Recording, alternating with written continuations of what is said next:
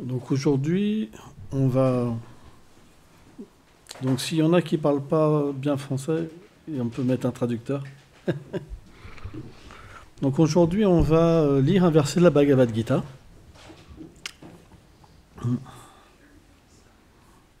Chapitre 10, intitulé Vibhuti Yoga. Donc Vibhuti, c'est la description des opulences que le Seigneur manifeste dans le monde matériel. C'est pour ça qu'on dit Vibhuti Yoga, car c'est une méditation sur les opulences, la forme universelle du Seigneur suprême. Donc verset 20.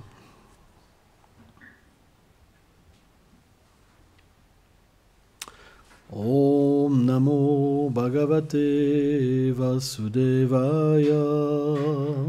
Om Namo Bhagavate Vasudevaya. Om Namo Bhagavate Vasudevaya. Om Namo Bhagavate Vasudevaya. Om Namo Bhagavate Vasudevaya. Om Namo Bhagavate Vasudevaya. Aham Atmam Gudakesham Sarvam Bhutasya Stitaham Aham Adicham Adyam Sham Bhutanamam Tahevacha. Ô Gudakesh, je suis l'âme suprême, située dans le cœur de chaque âme. Et moi seul suis la cause de la création, du maintien et de la destruction de tous les êtres. Commentaire. Krishna révèle encore qu'il est Dieu, la personne suprême, la cause de toutes les causes et l'âme suprême présente dans le cœur de tous les êtres vivants.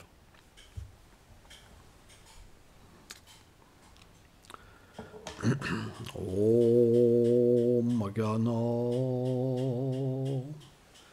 Timilam Dasyam Gadam Shalam Shalakoyo Shakshur Militam Jena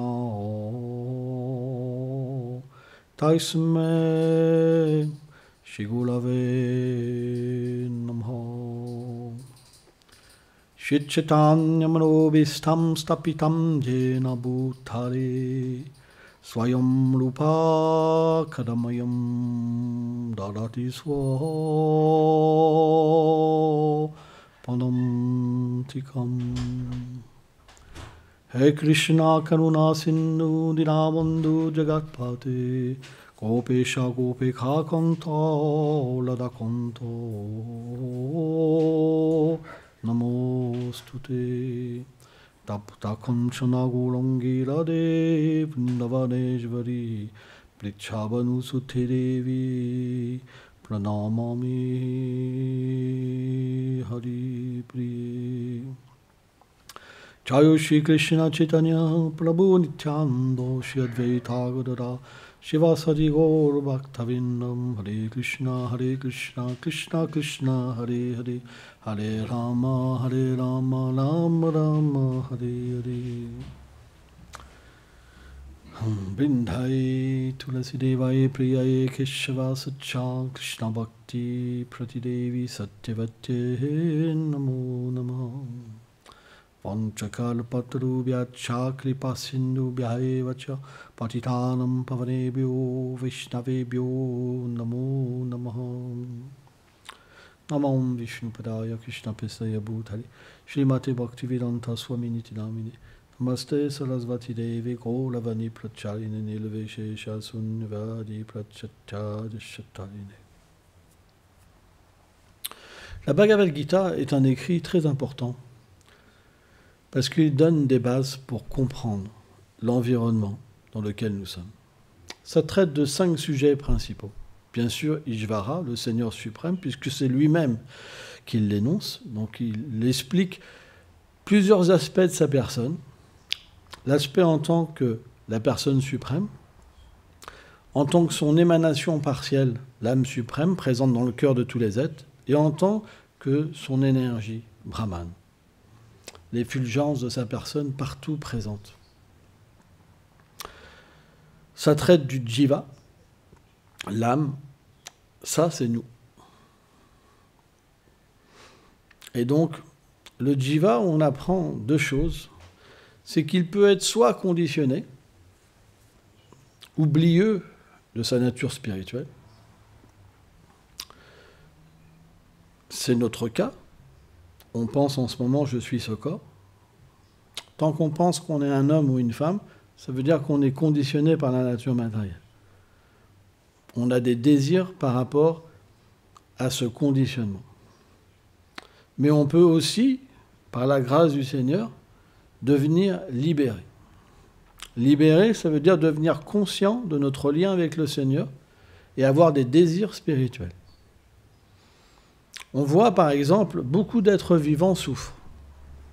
Hier, je discutais avec quelqu'un qui me disait qu'il avait des souffrances dans cette vie, des samskaras. On appelle ça des impressions. Par exemple, si vous avez connu des souffrances dans cette vie et que, peu importe les circonstances, mais quelque chose entre en contact avec vous et que ça fait ressurgir ces souffrances, alors la souffrance est vraiment très profonde et troublante, destructrice. Or, la vie spirituelle permet de détruire tous les samskars, les impressions passées. Au fur et à mesure qu'on prend refuge dans le Seigneur suprême et dans une relation d'amour, au fur et à mesure, notre réalité s'éveille à l'intérieur de nous-mêmes et toutes les impressions passées sont détruites. Quand on dit qu'on est libéré des réactions de nos vies passées, ça veut dire libéré aussi des samskars. C'est pour ça que l'âme libérée, elle est plus sujet aux souvenirs du passé.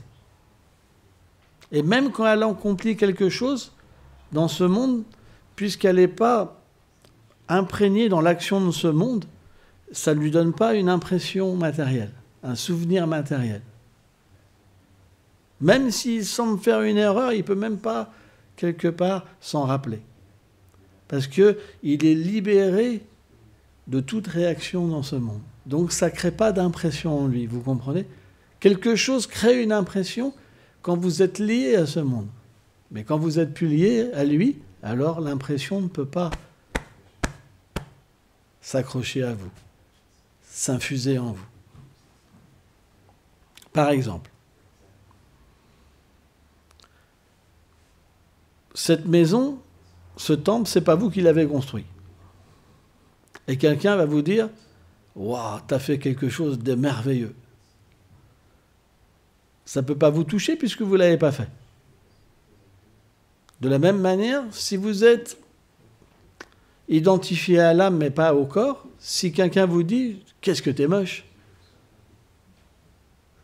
ça ne va pas vous toucher parce que votre beauté, elle ne dépend pas du corps.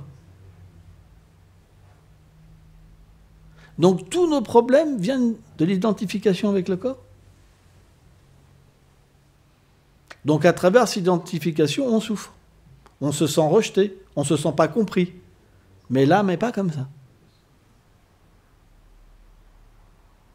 Alors bien sûr, c'est difficile. C'est pourquoi on essaye de trouver un échappatoire. On essaie de trouver des aides qui peuvent nous comprendre. Mais l'être humain, c'est difficile. Parce que l'être humain, il aime juger. Être au-dessus des autres. Discriminer. Il aime même torturer, tuer. C'est un principe, l'être humain, parfois, il aime faire souffrir les autres. Tu m'as fait souffrir, je vais te faire souffrir, tu vas voir. La vengeance est un plat qui se mange froid. C'est ça qu'on dit. Hein. C'est une réalité. Donc, quelqu'un qui a envie d'évoluer, sans une spiritualité authentique, qu'est-ce qu'il va faire ?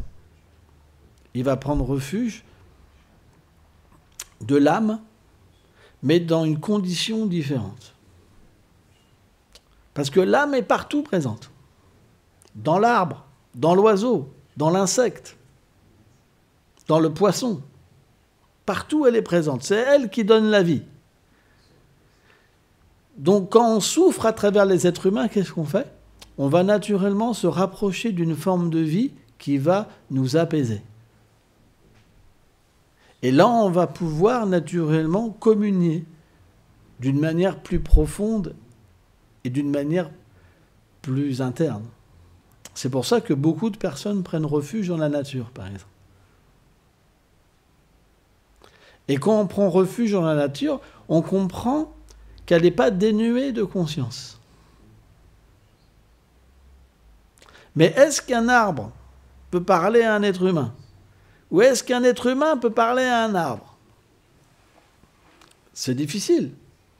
Ou est-ce qu'un être humain peut parler à un oiseau ou un oiseau parler à un être humain? Vous allez à un parc, vous avez un parc à côté. Allez voir Monsieur le Corbeau. Non mais je vous le dis, hein. Et vous lui dites, oh Corbeau, viens sur ma main, je vais te faire un câlin. C'est pas sûr qu'il vienne. On est d'accord? Ou alors on peut dire à l'arbre, oh arbre, s'il te plaît, baisse un peu tes branches, parce que j'arrive pas à attraper tes fruits. Ben, l'arbre, c'est pas sûr qu'il nous réponde. Vous pouvez faire l'essai, hein, il y a des arbres et des corbeaux à côté. C'est pas facile. Mais par contre, puisque le Seigneur suprême est dans chaque être, il est dans l'arbre aussi, il accompagne l'âme qui est dans l'arbre, l'âme qui est dans l'oiseau, il l'accompagne, et aussi nous, en tant qu'êtres humains, il peut faire cette reliance et cette compréhension. Mais c'est selon notre avancement spirituel qu'on peut le voir ou pas le voir. Par exemple, au début de la vie spirituelle, on voit l'effet. C'est comme la médecine. Une médecine qui n'est pas très avancée va soigner l'effet. Donc, si on est néophyte, dans un premier temps, on voit la forêt. Et on reçoit ce bénéfice de nous libérer, d'avoir une expérience spirituelle. C'est très fort, c'est extrêmement fort. On peut rentrer avec toutes sortes de contacts, d'êtres vivants, etc. Mais qui donne le pouvoir de rentrer en contact? Et qui donne ce bénéfice de nous libérer? Il y a quelque chose de plus subtil encore qui est derrière toute chose. C'est pourquoi le Seigneur, dans la Bhagavad Gita, il explique ses opulences. Je suis présent dans toutes ces choses. Mais Arjuna, il ne représente qu'une toute petite manifestation minuscule de moi, insignifiante. Donc si on peut obtenir un bénéfice avec la forêt, que dire avec le Seigneur suprême, qui manifeste des milliards d'univers, et que même ces univers, c'est tellement insignifiant pour lui qu'il n'en a même pas conscience aussi, dans sa forme originelle. Qu'est-ce qu'on cherche après tout? C'est l'amour. Mais un arbre, ou un oiseau, ou un poisson, il peut nous donner de l'amour, mais qu'en proportion qu'il en a le pouvoir. Tout est limité. Mais par contre, le Seigneur suprême est sans limite. C'est pour ça que l'expérience, toute expérience qu'on peut avoir, indépendante du Seigneur, elle reste partielle. Et surtout, elle ne peut pas nous délivrer complètement de l'illusion corporelle. La preuve, c'est qu'une expérience spirituelle, quand elle n'est pas complète, elle nous renvoie toujours au corps. On a une bonne expérience pour le corps, pour l'identification avec notre corps. Mais elle ne nous révèle pas notre réalité éternelle.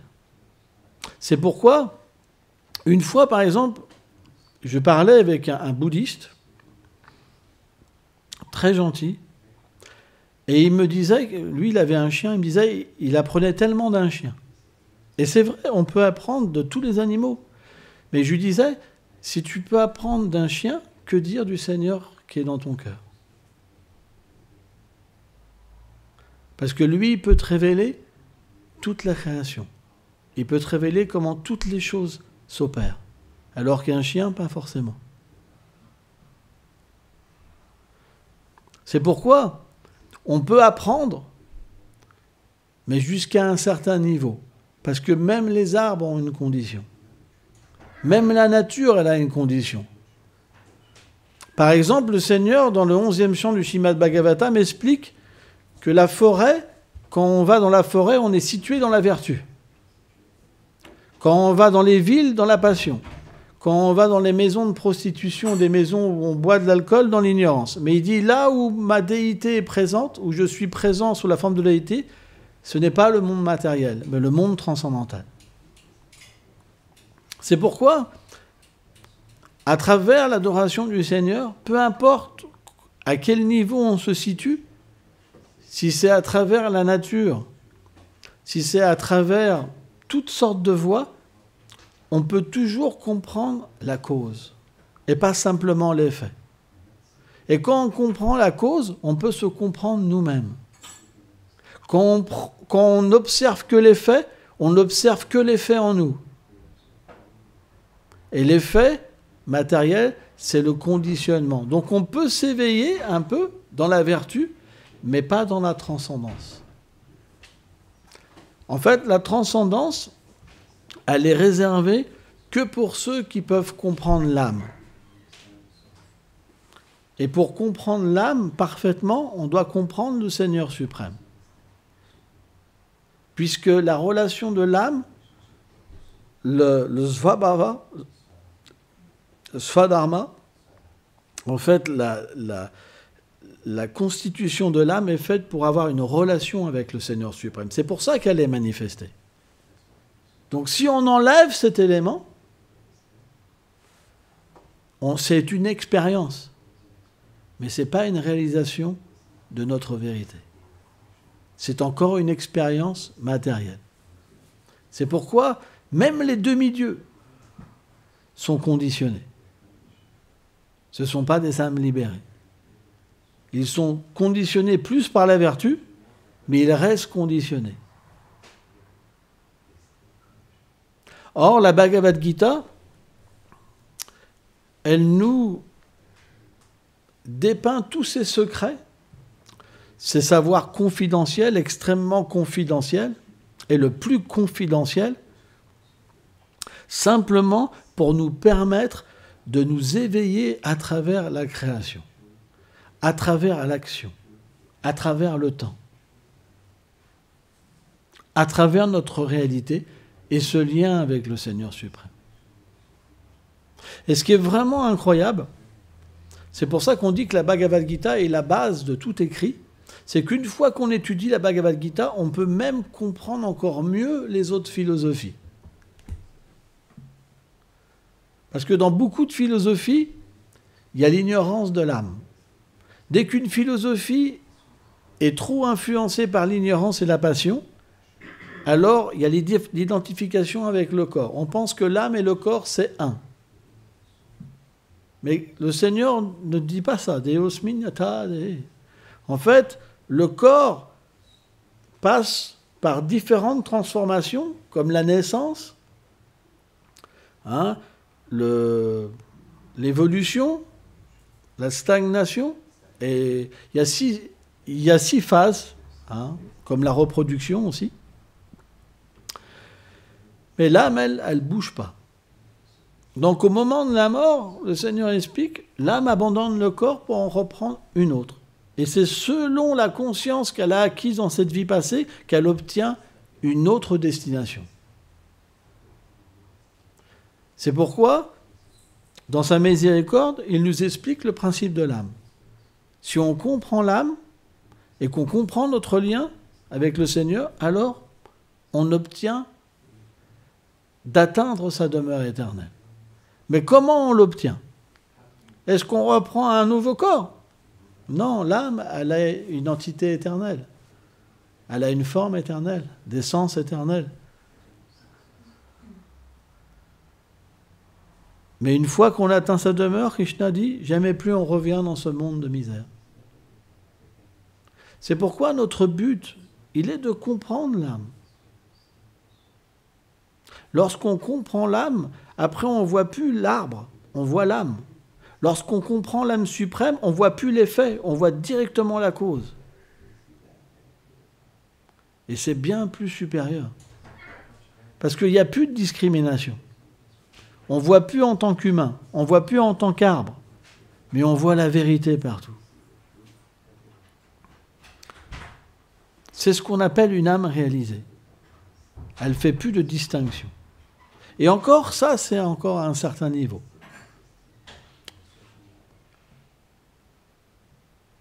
Donc, on devrait comprendre qu'on va quitter ce corps. C'est juste question de temps. Et pas perdre ce temps précieux. À juste manger,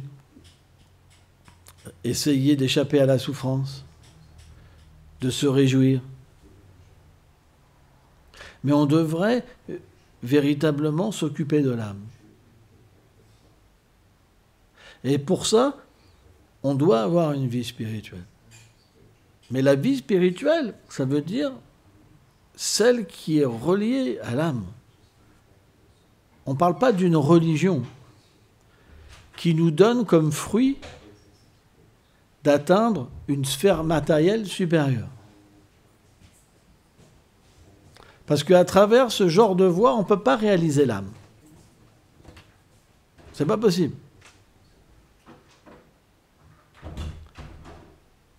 Dans chaque voie, on obtient le fruit que donne la voie.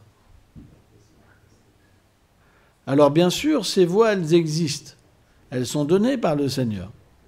Elles permettent à l'être d'évoluer, mais pas complètement. Alors on pourrait se dire, mais pourquoi ? On est tous différents. On a tous des désirs différents. On a une conscience différente. Certains sont attirés par le Seigneur suprême, par la cause. D'autres sont plus attirés par les effets, l'énergie. C'est pourquoi il y a différentes voies. Mais qui est derrière ? Ce même Seigneur. C'est simplement qu'on évolue vie après vie. Notre conscience évolue. Mais on peut aussi régresser si on agit mal. C'est pourquoi on doit avoir la connaissance. Parce que la connaissance spirituelle, c'est ce qui nous permet de discriminer entre ce qui est bien et ce qui est mauvais. Sans ça, comment on fait ? Vous allez par vous-même avoir vos expériences ? Mais qui vous dit que vous allez atteindre le succès à chaque fois ? Est-ce que vous êtes libéré ? Est-ce que la mort ne viendra pas vous chercher ? Est-ce que la souffrance ne viendra pas vous chercher ? Est-ce que la maladie ne viendra pas vous chercher ? Il y a beaucoup de gens qui ont des expériences. Mais lorsqu'on expérimente le Seigneur suprême, on s'expérimente soi-même. Quand on a une expérience de notre vérité, alors on est toujours situé dans notre vérité. On ne peut jamais revenir en arrière. C'est impossible. Et même dans des expériences plus basses, on se réfère toujours à l'expérience la plus élevée qu'on a eue. Mais la différence, c'est qu'une expérience matérielle, elle ne pourra pas résoudre tous les problèmes. Parce que vous êtes toujours identifié au corps. Alors que l'expérience spirituelle, elle vous libère de cette identification. Et vous devenez immunisé par les attaques de l'environnement. C'est pourquoi on a besoin de pratiquer une vie spirituelle. Sans vie spirituelle, on vit une vie d'instinct, où on est juste dirigé par chercher un bonheur qui est temporaire. On appelle ça la voie de l'action intéressée. Mais cette voie où on cherche le bonheur, souvent on crée du malheur pour les autres. C'est pas évident. Parce que pour avoir notre bonheur, parfois il faut écarter des personnes. Il faut aussi manger, tuer des personnes. Donc on ne peut pas ne pas faire d'erreur.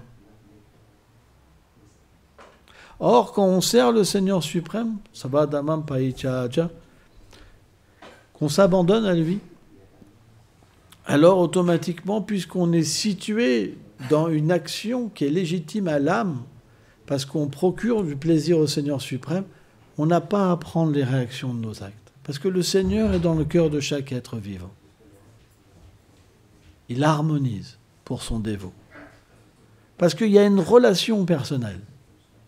Par exemple, si vous avez un enfant, vous harmonisez sa vie, parce qu'il dépend de vous. Ceux qui ont eu des enfants, ils le savent. L'enfant dépend de vous, donc vous devez toujours être présent pour l'enfant. De la même manière, lorsqu'on prend refuge dans le Seigneur suprême, le Seigneur est toujours présent pour son dévot. Quoi qu'il fasse, il harmonise. Il enlève toute réaction. Il purifie toute chose. Et il donne même le bénéfice à ceux qui entrent en contact avec son dévot.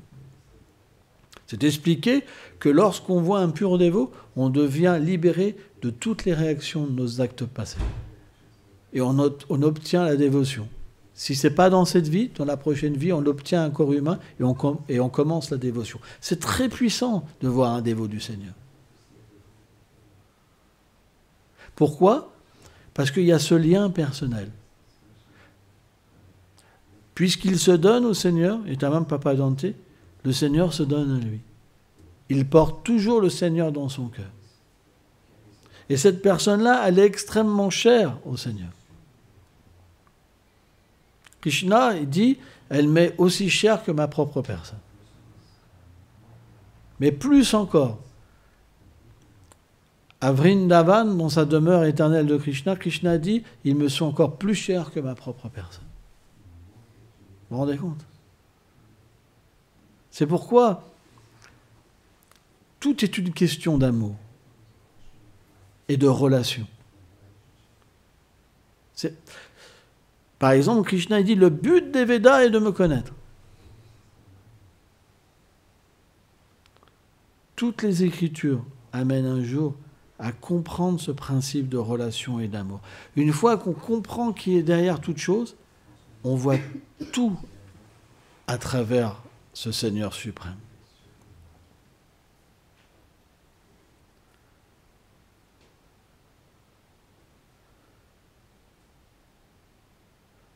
Krishna dit, toute cette beauté, toutes ces puissances, c'est juste un fragment de ma personne, ô Arjuna.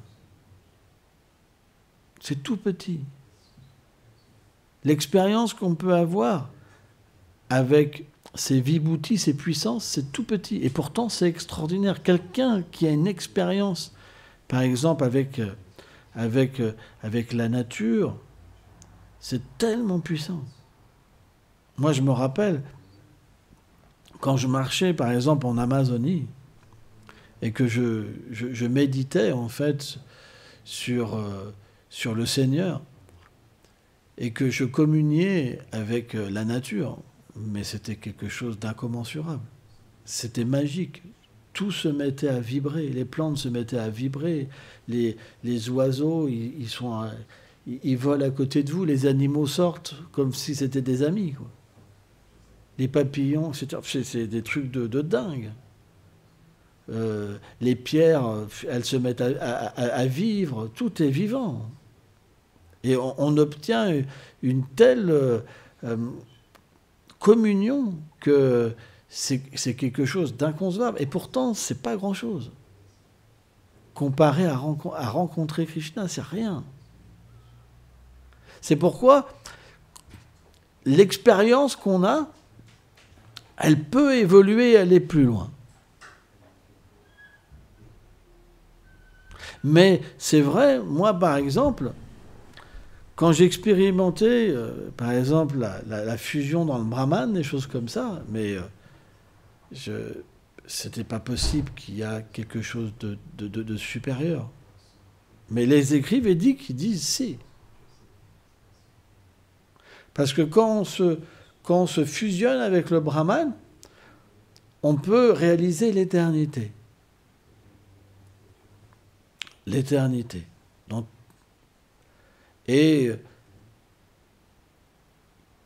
que cette source de l'amour, elle est infinie et qu'elle englobe tout. Et l'expérience qu'on a, c'est inconcevable, au point qu'on peut renoncer à tout. Vie sexuelle, tout, toutes les opulences.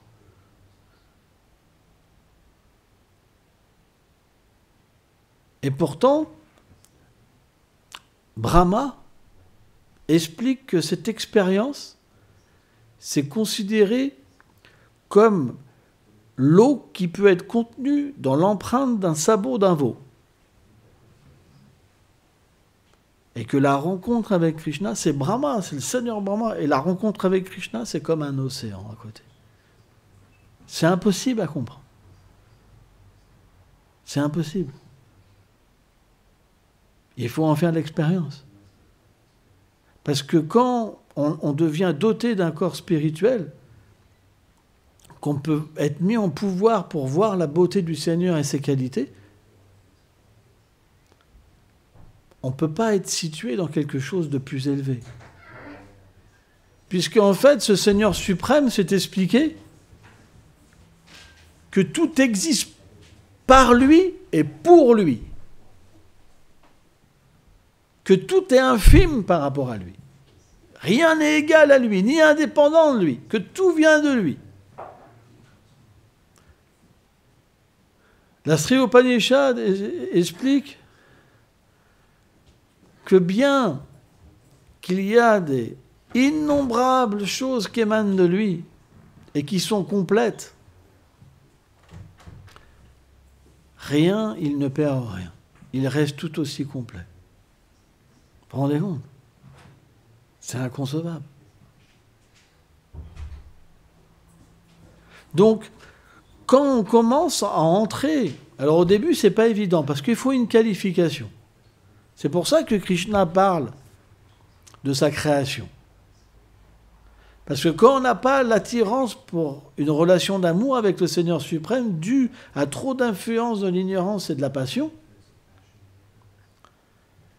on ne peut pas faire autrement que de méditer sur la création. Parce que quand on médite sur la création, comme elle est la forme universelle du Seigneur, le Seigneur l'accepte comme une méditation sur sa personne, ça ne veut pas dire que c'est sa forme. Mais il l'accepte comme une méditation sur sa personne. C'est pour ça qu'il révèle ses opulences dans la Bhagavad Gita. Mais lorsqu'on médite sur sa création, alors on se purifie. On a l'expérience spirituelle. C'est une expérience spirituelle à un certain niveau. Et graduellement, ça nous donne le bénéfice d'entrer en contact avec des dévots du Seigneur. Et d'accepter de plus en plus d'éléments pour progresser et de comprendre l'âme. Si on regarde, très peu de philosophie parle de l'âme. C'est très rare. La conception pure de l'âme, il n'y a que le Seigneur qui peut la donner. C'est pour ça que la Bhagavad Gita, c'est un livre essentiel. C'est la base de toute spiritualité. Merci beaucoup.